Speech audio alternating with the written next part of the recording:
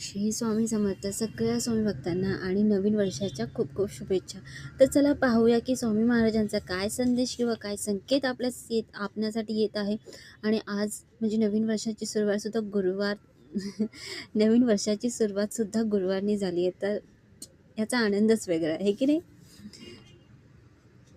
एक के चार लगाकर बताना बंद करो, बेचैनी कम हो जाएगी, अच्छे कर्म करो, समझदार बनो.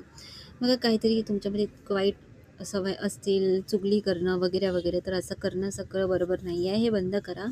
कारण तुम्ही चांगले कराल तर मग देवसुद्धा खुश होईल. आणि तुम्ही जे त्रस्त असता म्हणजे तुम्हालासुद्धा असं म्हणजे मन कुठे लागत नाही, तर हे तुमच्याच कारणामुळे. कारण अशा गोष्टीनं काय आपण 4 निगेटिव्ह लोकांमध्ये बसू आणि मग ह्याचं त्याच्याबद्दल वाईट बोलू, तर आपल्याकडे ना निगेटिव्ह एनर्जी येते. सो या गोष्टीपासून तुम्हाला स्वतःचा बचाव करण्याची गरज आहे.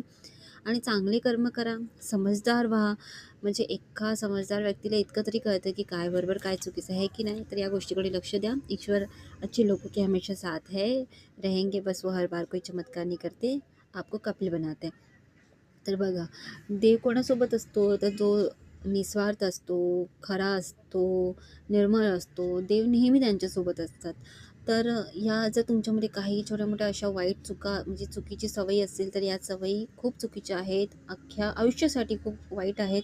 तर नका, या सवयी सोडा आणि चांगले बना. कारण चांगले म्हणलं तर तुम्ही देवाच्या खूप जवळ व्हाल, है की नाही. आणि दुसरी गोष्ट की देव प्रत्येक वेळा काही चमत्कार करत नाही. जर तुम्ही बोलता की खरंच देव म्हणजे देव आमच्यावर प्रेम करत असेल तर चमत्कार करेल, असं करेल तसं करेल. अरे देव चमत्कार का करणार? देव तुम्हाला सक्षम बनवतो की तुम्ही तुमच्या पायावर उभे राहा आणि तुम्ही चाला. जेव्हा एखादी आई आपल्या बाळाला जेव्हा तो उभा राहतो आपल्या पायावर पहिल्यांदा, तेव्हा असा हात एक आजूबाजूला हात ठेवून त्याला चालवण्याचा प्रयत्न करते. तेव्हा आई त्याचं तो बोट पकडून चालवण्याचा प्रयत्न करते का? नाही. आई फक्त आजूबाजूला हात ठेवते की माझं बाळ पडायला नको, पण तो शिकायला पाहिजे की चालायचं कसं आहे. तशाच प्रमाणे आहे, प्रत्येक वेळेस चमत्कार नाही होत. आपल्याला पुढे जाऊन आपली कामं करावी लागतात. तर ही गोष्ट आहे. नाम जाप में परम आनंद है, तुम्हारी प्रार्थना असरदायी है, दूसरों के लिए भी किया करो. आणि तुम्ही म्हणाले ना लक्की वाटता, म्हणजे तुम्ही आहात. म्हणजे कधी कधी ना काही काही गोष्टी तुम्ही मागता आणि तुम्हाला मिळतात, असे पण तुम्ही आहात.